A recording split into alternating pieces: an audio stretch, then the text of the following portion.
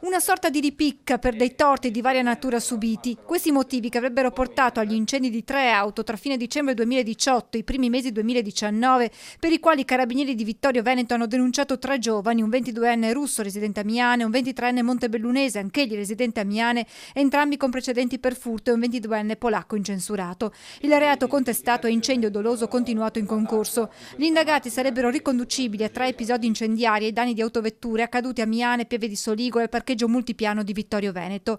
Le prime verifiche riconducevano i roghi, che complessivamente coinvolsero 5 mezzi, alla pista dolosa. In 2 casi le telecamere di videosorveglianza immortalavano 2 persone scendere da un'auto e dopo un sopralluogo in zona cospargere con del liquido l'auto, presa di mira dandole poi fuoco.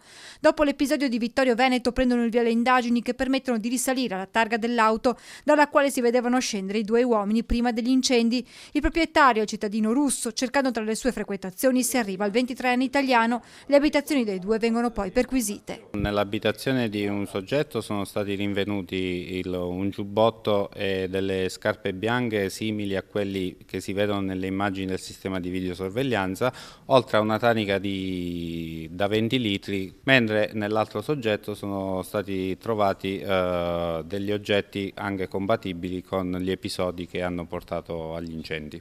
Nelle case i militari recuperano anche degli oggetti rubati in marzo nella Smart, incendiata poi il mese successivo a Vittorio Veneto. Messo sotto pressione, il 22enne russo decide di rilasciare una dichiarazione spontanea. Avendo visto come gli elementi a suo carico erano abbastanza incontrovertibili, ha ammesso la propria responsabilità in merito a tutti e 3 gli episodi per motivi sia di natura economica che di natura sentimentale. In particolare in un caso dietro all'incendio ci sarebbe stata una questione di soldi, in un altro episodio un bicchiere di cocktail versato involontariamente addosso al giovane russo in un locale, mentre il doblò di proprietà del padre di questi dato alle fiamme per dei contrasti familiari. Le indagini adesso proseguono. Bisognerà chiarire appunto il ruolo degli altri 2 soggetti che sono appunto coinvolti in questa indagine.